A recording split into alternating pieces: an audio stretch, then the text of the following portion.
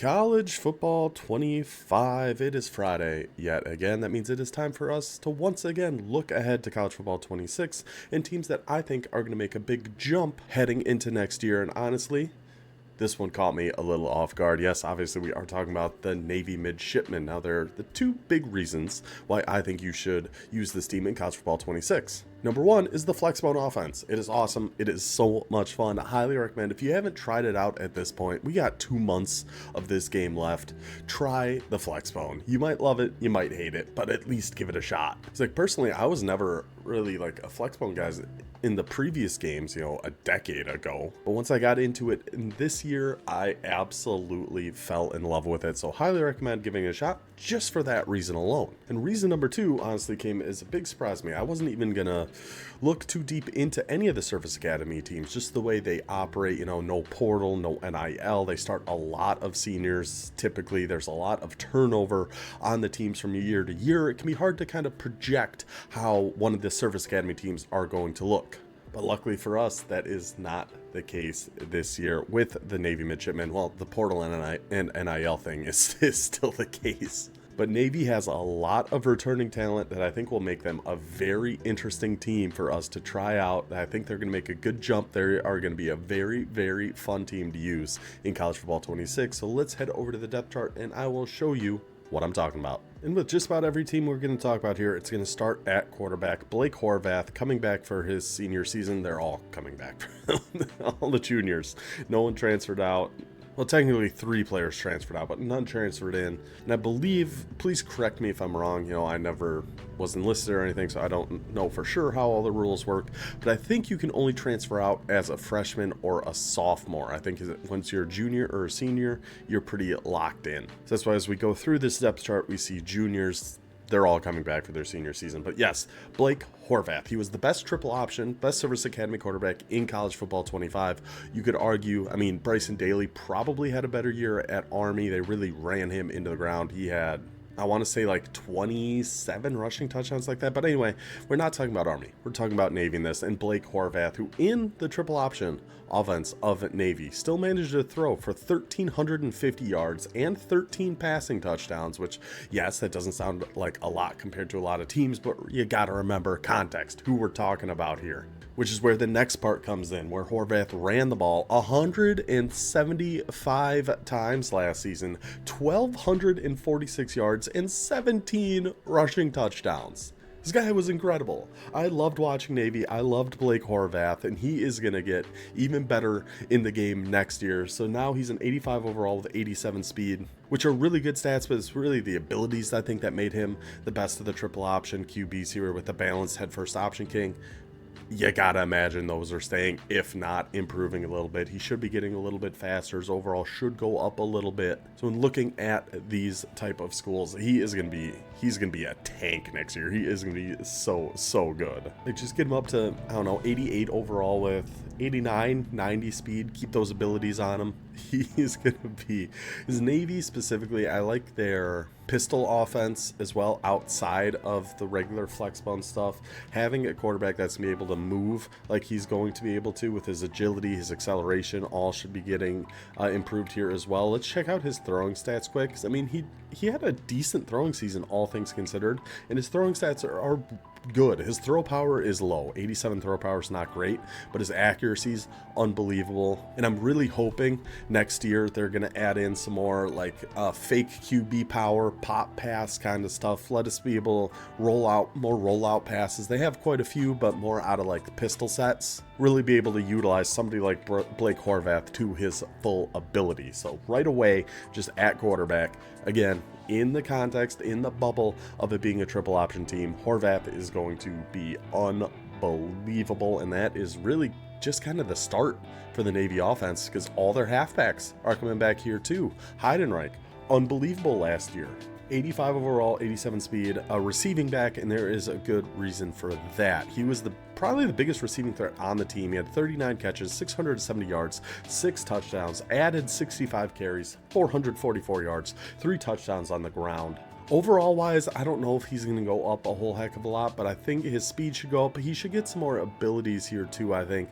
After a year like that, in an offense like this, I think Eli Heidenreich is going to be a big problem for teams in College Football 26. And I didn't even mention the unbelievable game he had against Air Force. We had 100 on the ground and 100 through the air. Heidenreich was a menace. He was an absolute menace. Speaking of menaces, be our beautiful boy fullback. Probably my first player in College Football 25 that I just fell in love with because of this game is Teska the Tank. He was so much fun to use. 87 overall, 86 speed as a fullback. Guys, I call him Teska the Tank for a reason. He was so hard to bring down, and he had a great year last year. 125 carries, nearly 600 yards, 8 touchdowns, 12 catches, 229 yards, and 2 touchdowns there. I think between Horvath and Teska, those are going to be your two main engines of this offense. Two just big bulldozing, but still decent enough speed. You can pop those runs up the middle with Teska when you're running a midline triple option, or keep it with Horvath and get outside. Yeah, I think this team's going to be so fun next year. I was so happy. Just seeing Teska, honestly, just seeing Horvath and Teska coming back was enough for me to want to make this video. I love Teska the Tank. He's still probably my favorite player in College Football 25. I'm excited. We're going to use Navy again, I think, on stream. So this is coming out Friday. I think tomorrow on stream on Saturday, May, whatever that date is. We're going to be on twitch.tv/oldmantrying28 running both some triple option offenses. We're going to use all 3 service academies and some split T. Haven't done that in a long time. The old split T, splits Krieg. It's a little tongue twister I gave myself for some reason. The offense that just drives people insane.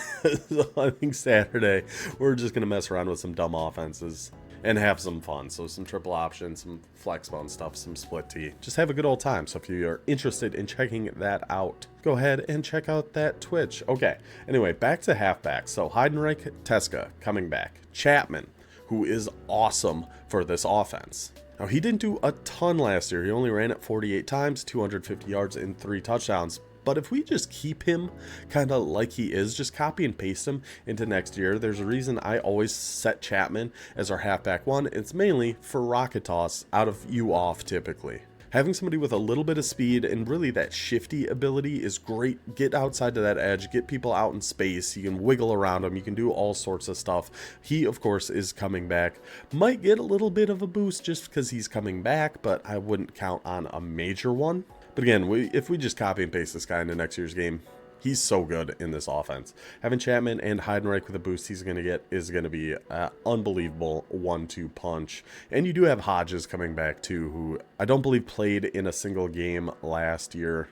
So hard to expect much of a boost for him, but just with Chapman, Heidenreich, and Teska the Tank, and Blake Horvath in the flex bone, in the triple option, whether you're in the flex bone or the pistol, the triple option offense with Navy is going to be insane. Plus, you can still burn people over the top, because guess who's also coming back in this offense? Nathan Kent, who, if you've been around for a while here and watched me use Navy in the past, this guy is honestly the secret weapon that makes this offense work. So you're coming out, all the triple options, all the power runs, all that kind of stuff. Your opponent starts selling out for that. They start sending big man blitzes. They start pressing their corners. Well, guess what?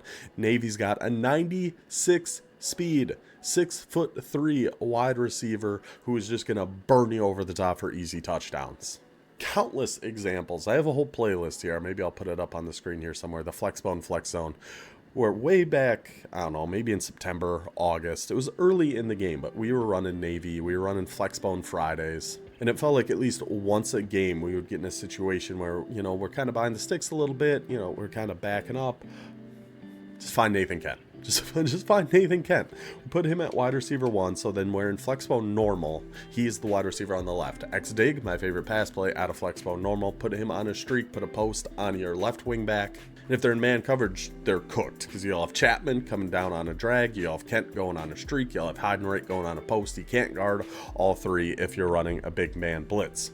So Kent coming back, the real, in my opinion, engine that makes this offense really what it is, and why I'm so excited to use Navy in College Football 26. But we will move on from the offense. The offense is the main reason, honestly. Defense, there's not nearly as much excitement coming back. Tight ends, there's really... Combined, they caught 10 passes last year, so Navy's not really big on using their tight ends. Scully is going to be gone. When I was looking through this, what you could do next year if you wanted to, if you wanted a little speed as a tight end, you could put this William Ingle in. He was a sophomore, so he didn't play at all last year. But at least it'll give you an 81 overall or 81 speed option to put in there. But yeah, you don't really use tight ends very much in the flexbone offense, so that we are not super concerned with. Let's go check out the defense. And unfortunately, Justin Reed will no longer be on the team last year. He was only an 80 overall, but he did have 6 sacks last season, so he would have been in line for a pretty solid boost. Unfortunately, he will be gone. The only other one really, at least defensive end, is this Luke Pierce, who is coming back. Now, he was listed as a linebacker on College Football Reference, so I'm not sure what position they'll have him in the game next year. But he did lead all returning players with a 68 total tackles last year, at 2.5 sacks and an interception. So whether they keep him at end or move him to an outside linebacker, you're going to be in a pretty good spot. He should get a pretty solid boost there. 6'4", already at 80 speed, 80 overall. Just get those up closer to 83, 84. That'll be a usable linebacker or a heck of an edge rusher. It seems like he played a lot more linebacker last season, so I wouldn't be surprised at all to see his position change heading into College Football 26. But what Navy does have going for them on the defensive line, every single D tackle we have here is coming back. Obviously led by Landon Robinson and currently with bronze grip breaker, but last season he did get 4 sacks from the D tackle position. Willis also pitched in with 3. So you get 2 D tackles that combine for 7 sacks like that. They should get a solid increase, especially Landon Robinson. Even if we can just get an upgraded grip breaker or something, get him up to a silver, maybe a pocket disruptor, something like that. I mean, he did have 4 sacks last season as a D tackle.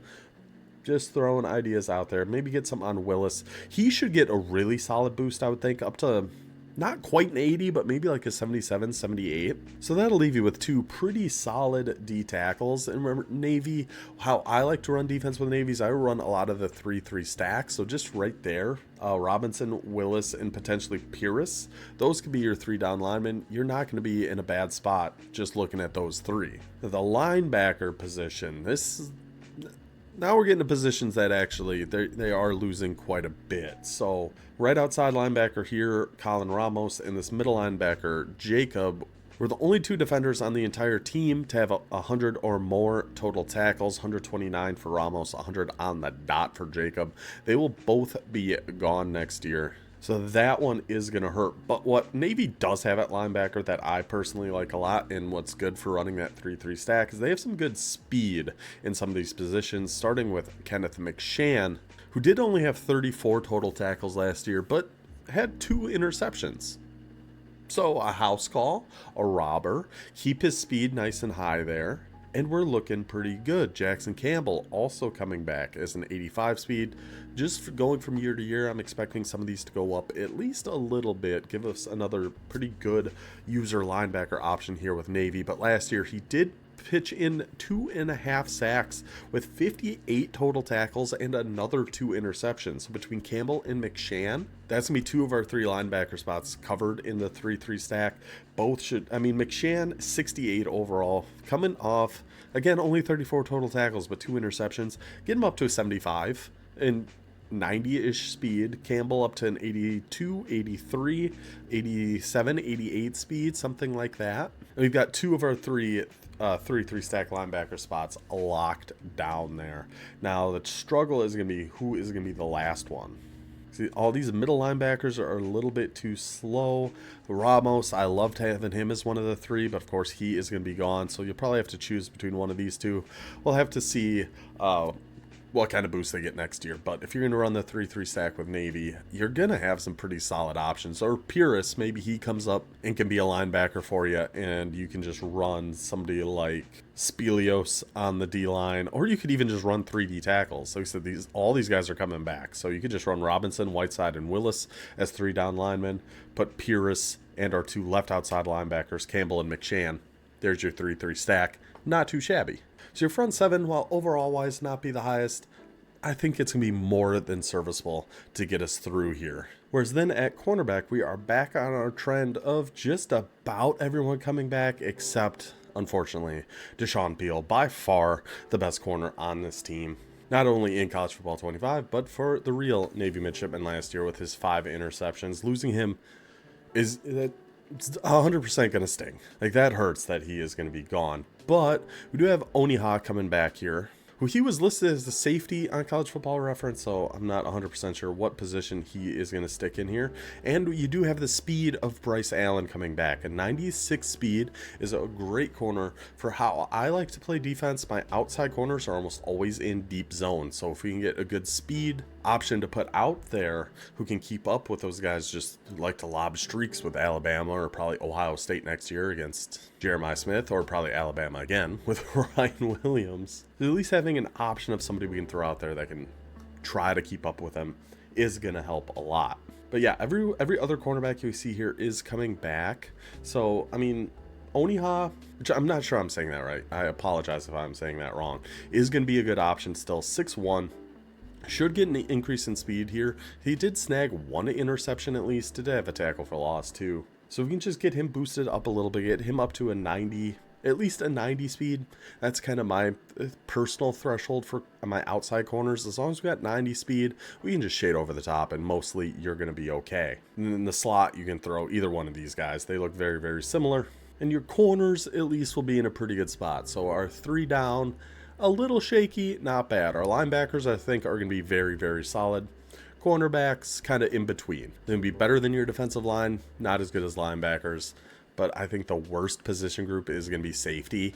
I'm not sure what the plan is going to be next year at safety for Navy. With Lane the Third leaving, blow up on house call, losing a lot of abilities in the secondary. Our only abilities in the secondary are going to be gone. Saliga did at least play in every game last year, but he didn't really do a whole heck of a lot. But maybe just by being on the field will be enough for him to get increased a little bit. As long as we get his speed up to around that 87, it's not going to be the worst, but it's not going to be good at free safety. And it's a similar situation at strong safety. We weren't in a great spot here with Williams anyway. Only 79 overall, 87 speed, but he is also going to be gone.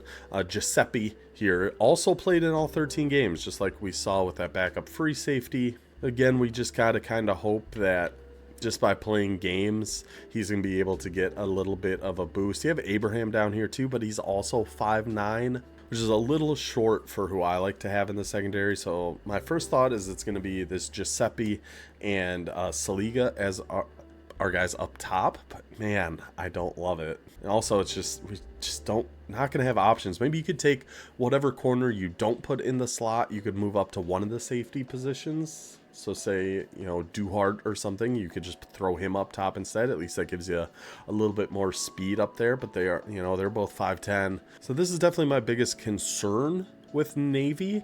But I think with everyone they have coming back, especially on offense, I mean, I think their offense is going to be a blast. I think it is going to be so much fun to run the flex bone. Hopefully EA fixes those glitches. We made a video about it a little while ago that is going to be the first thing I check in College Football 26 is how the flex bone runs. And if they actually go through and update these playbooks a little bit, I feel like some of the glitches, I don't know, half of them might get fixed, maybe. I'm not expecting the playbooks to get a big update. I'm really, really hoping they do, because if you actually watch these Service Academy games, they run so much cool stuff that you can't run in College Football 25.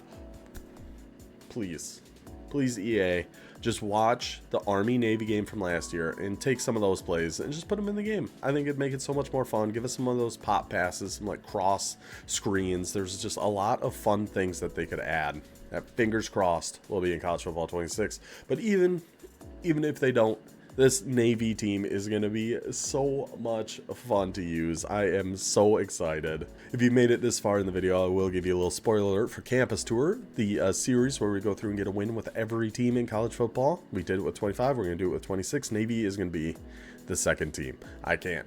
We always start with the NIU, start with our boys in DeKalb, but I can't wait to use Navy in College Football 26. I think they are going to be very, very good. The offense is going to be so much fun. Oh, So excited. Hope you guys are too. So that's why I think Navy is going to be a big increase, going to see a big jump heading into the game next year. Hope you guys enjoyed this one. I will see you next time. Until then, take it easy.